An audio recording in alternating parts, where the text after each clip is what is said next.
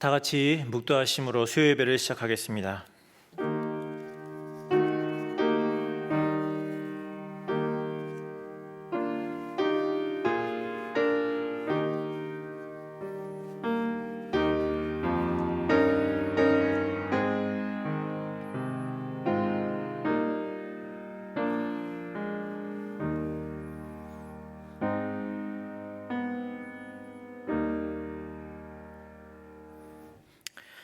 하나님, 참된 평안이 없고 무엇을 믿고 살아가야 할지 혼란스러운 이 세상에서 날마다 참되신 주님을 믿고 의지하며 그분의 도우심으로 살아가는 우리가 되게 하여 주시옵소서.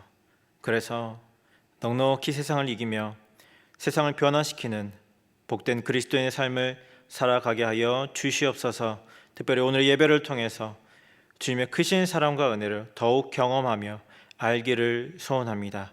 예수님의 이름으로 기도드립니다. 아멘. 우리 다 함께 찬송가 257장, 새 찬송가 520장 함께 찬양하시겠습니다. 257장입니다.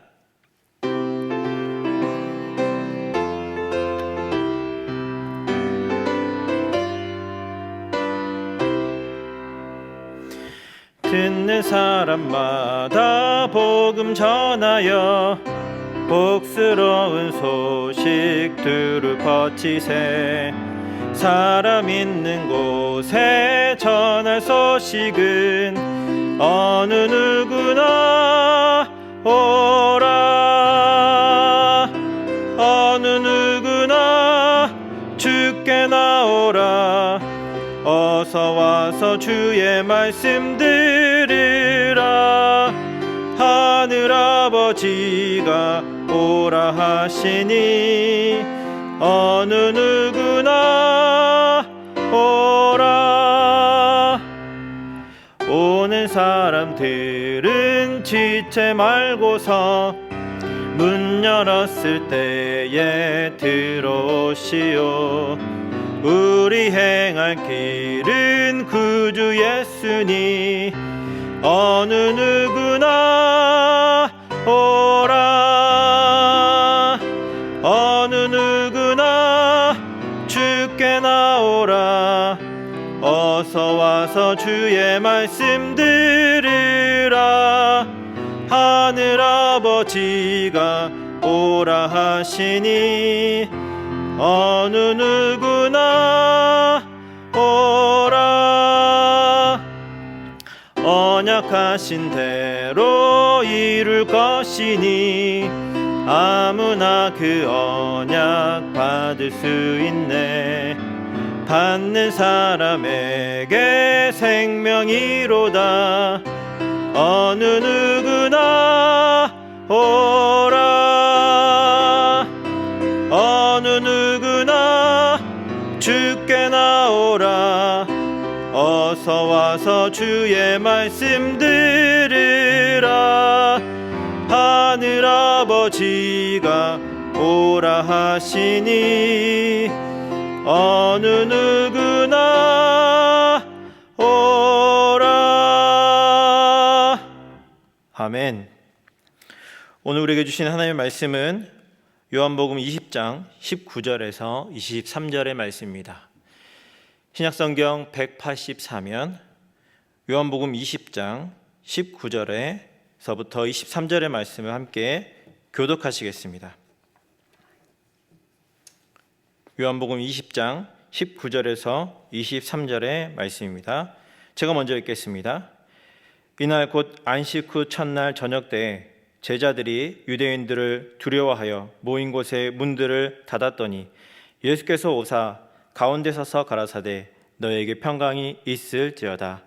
이 말씀을 하시고 손과 옆구리를 보이시니 제자들이 주를 보고 기뻐하더라. 예수께서 또 가라사대 너희에게 평강이 있을지어다. 아버지께서 나를 보내신 것 같이 나도 너희를 보내노라. 이 말씀을 하시고 저희를 향하사 숨을 내쉬며 가라사대 성령을 받으라. 다 함께 읽겠습니다. 너희가 네 죄든지 사하면 사하여질 것이요 네 죄든지 그대로 두면 그대로 있으리라 하시니라. 아멘. 샬롬. 수요예배로 나오신 성도님들을 주님의 이름으로 사랑하고 축복합니다. 이 시간 함께 이렇게 한번 인사해 봤으면 좋겠습니다. 주님께서 우리를 보내십니다. 주님께서 우리를 보내십니다. 제가 이렇게 인사를 한 이유는 우리 오늘 함께 나눌 본문의 제목이 나도 너희를 보내노라 라는 제목이기 때문에 그렇습니다. 자, 오늘 본문을 보면 부활하신 예수님께서 제자들을 찾아오셨습니다. 두려움에 쌓인 그 제자들을 찾아오셔서 그들에게 부활하신 그 모습을 보이시며 그들과 눈을 마주치고 그들의 손을 만지시고 그들과 함께 그들에게 음성을 들려주셨죠.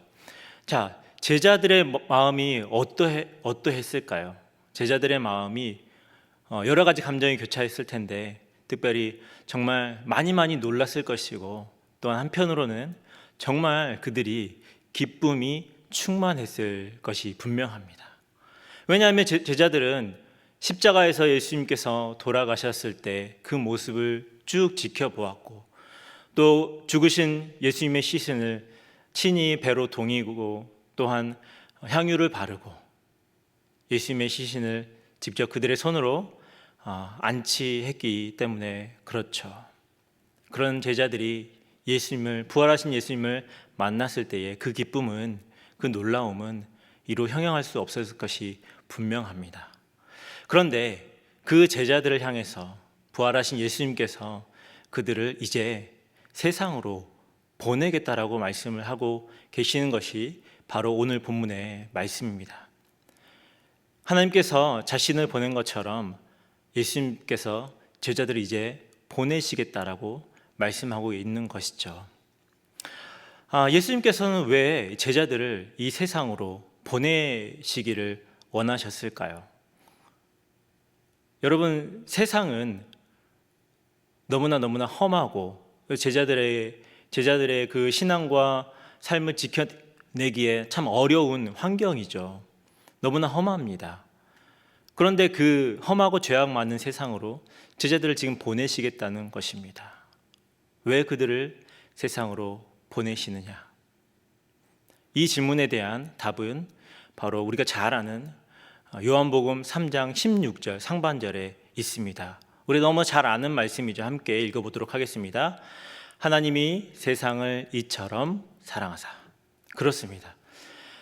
하나님께서 세상을 사랑하시기에 지금 제자들을 이 세상 가운데로 보내고 계신 것입니다. 제자들을 너무나 사랑하지만 이 제자들을 통해서 저 세상 가운데 앞으로 구원할 그 사랑하는 자기 백성들을 구원하시기 위해 제자들을 파송하고 계신 것입니다. 자, 그런데 여러분, 여기서 우리가 이 내용을 통해서 한 가지 질문을 하게 됩니다. 그게 무엇이냐면 우리가 신앙생활을 하는 그 현장이 어디가 되어야 하느냐입니다. 여러분, 우리가 믿음 생활을 하는데 우리가 믿음 생활을 하는 그 신앙의 생활의 현장이 과연 어디가 되어야 할까요? 이 질문에 대해서는 두 가지의 답을 기대할 수 있습니다. 첫 번째는 바로 교회입니다. 우리는 교회 안에서 우리끼리 믿는 자들끼리 함께 모여서 신앙생활을 하고 우리끼리 즐거워하면 된다라고 대답할 수가 있죠. 그리고 두 번째로는 바로 세상이라고 말할 수 있습니다. 세상에서 비록 죄악으로 얼룩지고 더러워진 그 세상이지만 그 세상 가운데로 나아가서 우리의 신앙을 지키면서 또한 이 신앙과 복음을 나눔으로 그 지저분하고 더러운 세상의 한 모퉁이를 청소하고 정리하여 깨끗하게 변화시키는 그러한 모습으로 우리가 살아가야 된다라고 답을 할 수 있죠. 제 생각에는 여러분, 두 번째 답이 맞는 것 같습니다. 우리의 신앙의 현장은, 우리의 믿음 생활의 현장은 바로 세상이 되어야 됩니다. 왜냐하면 예수님께서 우리를 세상으로 보내셨기 때문이죠. 그런데 예수님께서 이 제자들을 세상 가운데로 보내시면서 그냥 무방비 상태로 그 세상의 죄악에 그대로 노출되고 여러 가지 유혹에 그대로 노출되고 넘어질 수 있는 그 제자들을 그 무방비 상태로 그대로 보내지 않으셨습니다. 어떻게 보내셨습니까? 오늘 본문에 그 두 가지를 우리에게 소개하고 있습니다. 자, 예수님께서 제자들을 세상에 보내시면서 그들에게 주신 두 가지. 그래서 그 두 가지를 가지고 넉넉히 세상에서 그들이 예수님께서 주신 그 지상명령의 사역을 수행할 수 있게 하신 것이죠. 우리가 먼저 이 두 가지가 무엇인지 함께 살펴보기를 원합니다. 첫 번째로 제자들을 보내시면서 예수님께서 그들에게 주신 것은 바로 평안을 주십니다. 제자들을 만난 부활하신 예수님의 첫 마디는 무엇이었죠? 바로 샬롬이었습니다. 물론 제자들의 처한 지금 감정과 상황 속에서 예수님께서 샬롬이라고 말씀하신 것은 당연합니다. 두려움과 염려 가운데 있었던 제자들, 그들에게 평안을 주신 것이죠. 그런데 여러분, 이 평안은 세상이 주는 것과 같지 않은, 세상이 주는 것과 전혀 다른, 질적으로 다른 그러한 평안입니다.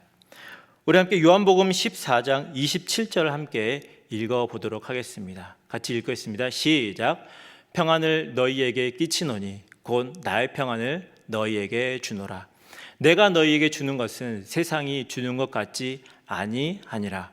너희는 마음에 근심도 말고 두려워하지도 말라. 아멘. 그렇습니다. 여러분, 이 세상은요, 이 세상을 살아가는 모든 사람들은 이 평안을 얻기 위해서 살아가고 있습니다. 이 세상은 여러 근심과 두려움들이 가득 쌓여 있습니다. 그러한 세상을 살아가는 모든 인생들은 평안을 얻기를 원합니다. 그런데 어디서 평안을 얻을 수가 있습니까? 우리는 바로 주님께서 우리에게 주신 평안으로 평안을 누리죠. 하지만 이 세상은 다른 방식으로 평안을 누리려고 합니다. 바로 돈, 재산, 그리고 권력과 명예, 그리고 많은 좋은 인간관계들 뿐만 아니라 종교적인 행위를 통해서 그들은 평안을 얻으려고 합니다.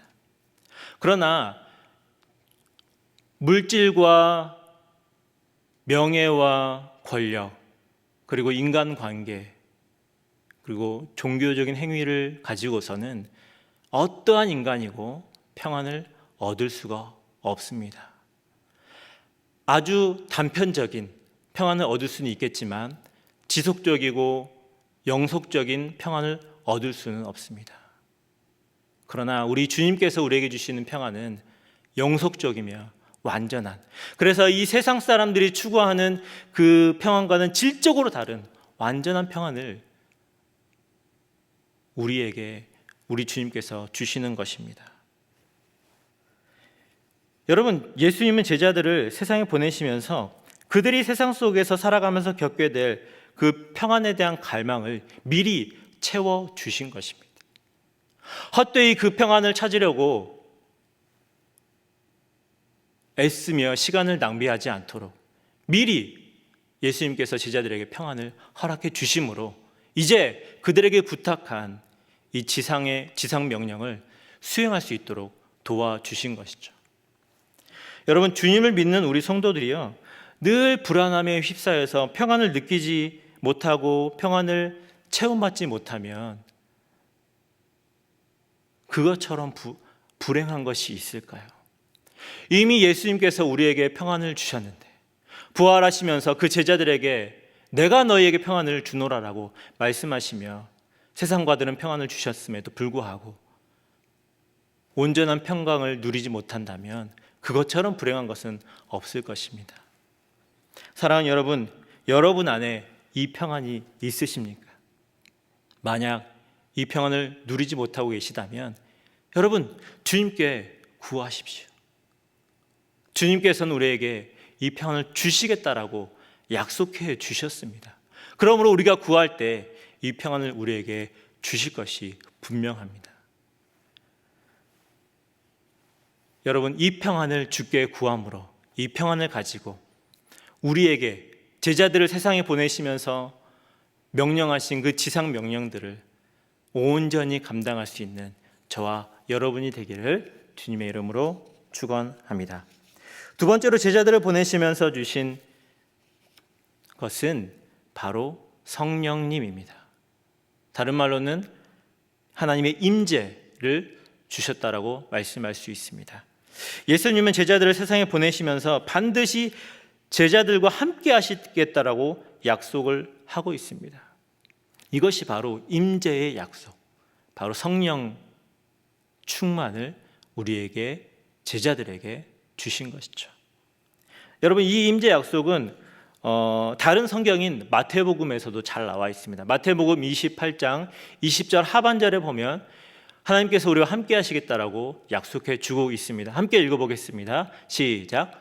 볼지어다 내가 세상 끝날까지 너희와 항상 함께 있으리라 하시니라.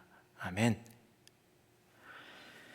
예수님의 함께 하시겠다라고 하는 약속은 그리스도의 영이신 성령님을 통해서 이루어졌습니다. 성령님은 제자들 안에 거하시며 언제든지 제자들과 함께 하고 계십니다. 만약 성령님이 함께 하시지 않는다면 제자들은요, 이 유혹 많고 험한 이 세상에서 그들 스스로의 신앙조차 견고하게 유지할 수 없고 그 유혹에서부터 세상의 여러 가지 염려로부터 벗어날 수 없었을 것이 분명합니다. 뿐만 아니라 계속 그들은 흔들리면서 자신에게 주신 그 귀한 지상명령의 사역들을 감당할 수 없었을 것이 분명합니다.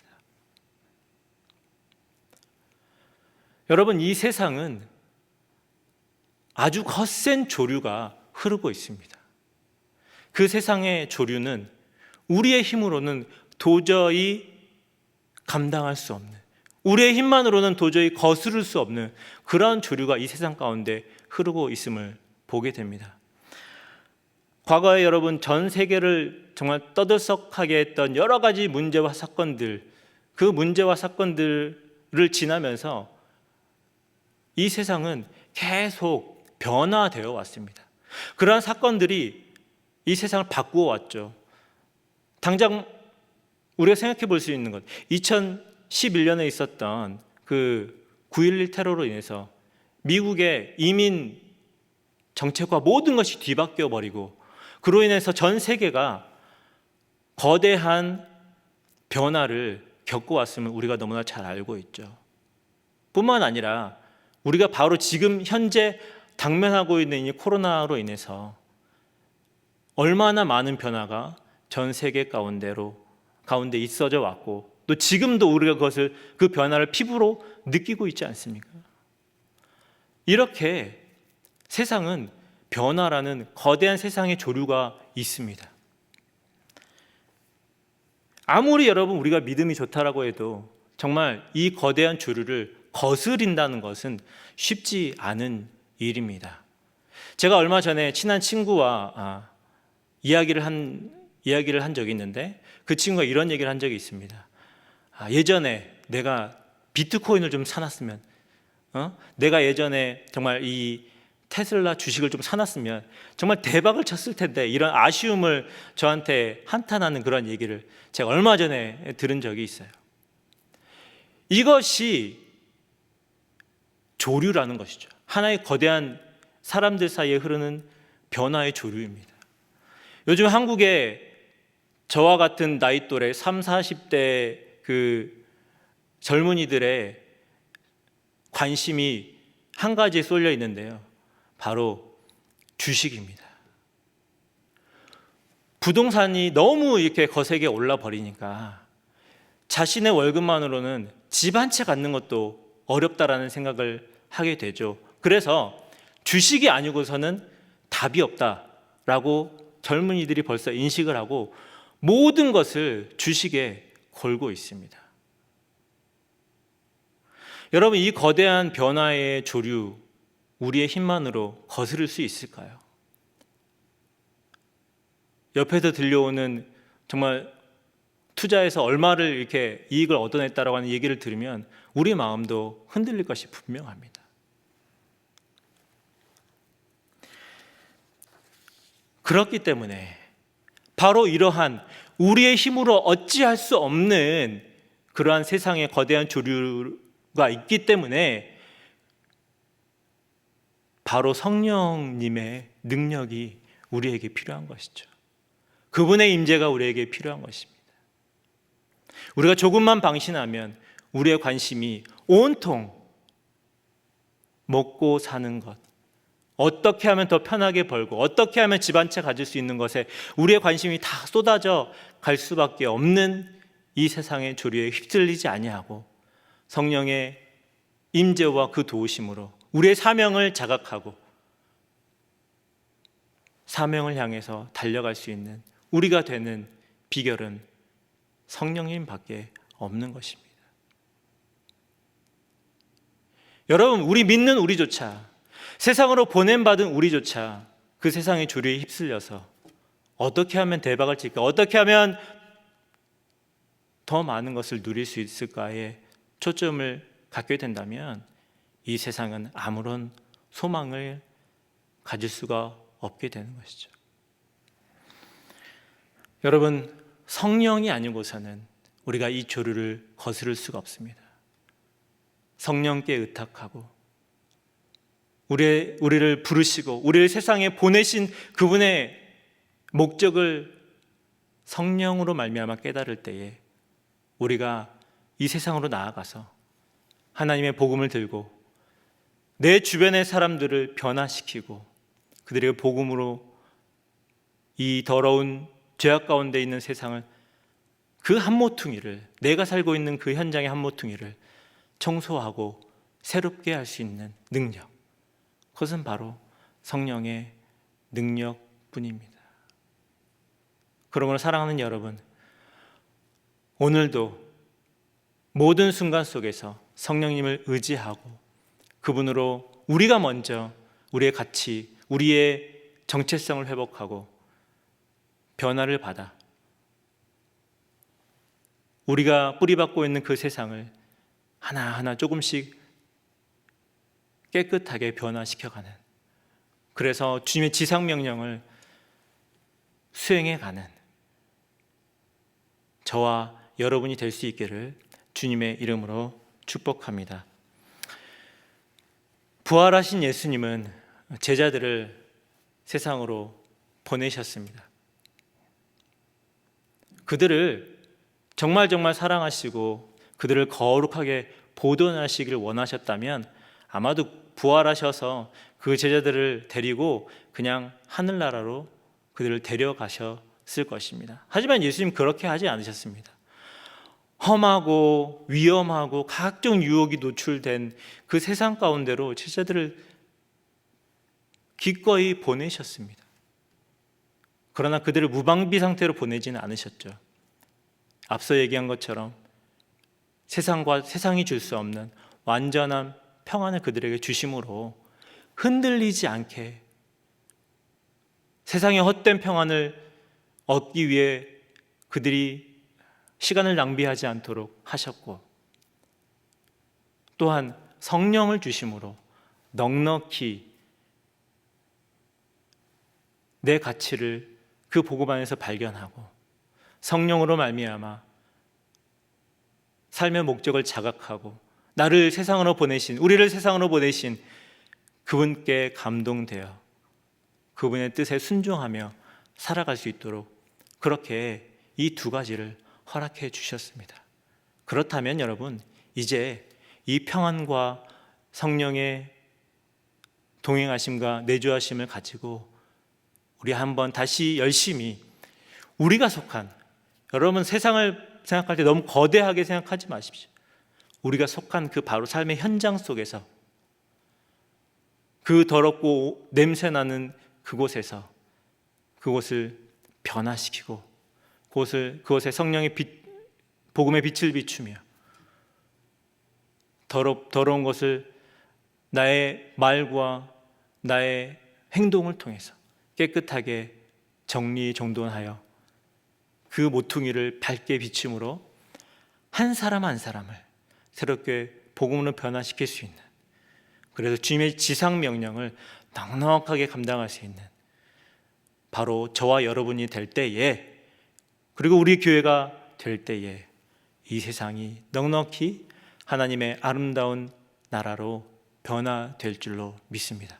바로 이것이 지금도 우리를 세상으로 보내시는 예수님의 그 마음이신 것입니다.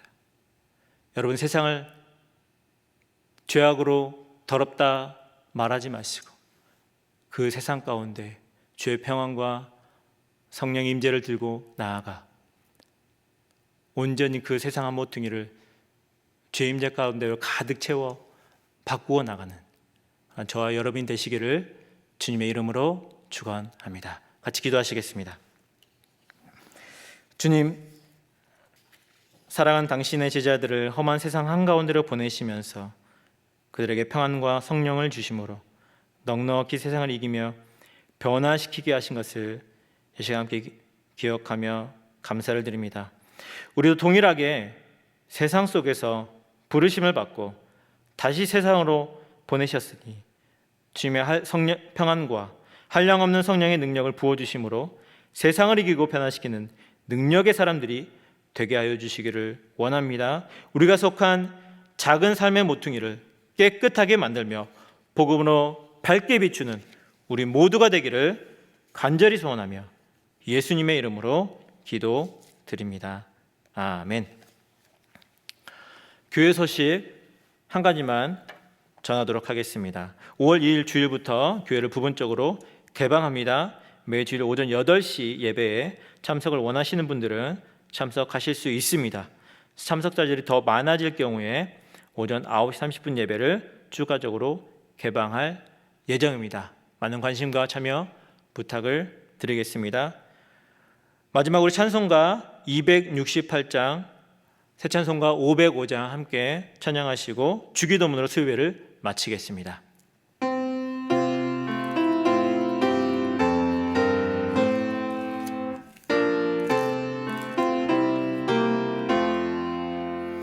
온 세상 위하여 나 복음 전하리, 만 백성 모두 나와서 주 말씀 들어라. 죄 중에 빠져서 헤매는 자들아, 주님의 음성 곧 듣고 너 구원 받아라. 전하고 기도해 매일 증인 되리라.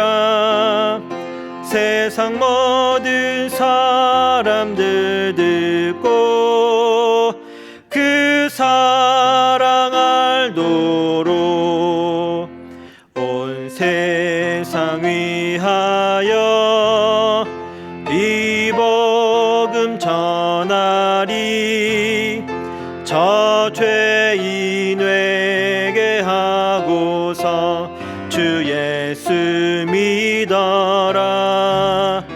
이 세상 구하려 주 돌아가신 것 나 증거하지 않으면 그 사랑 모르리.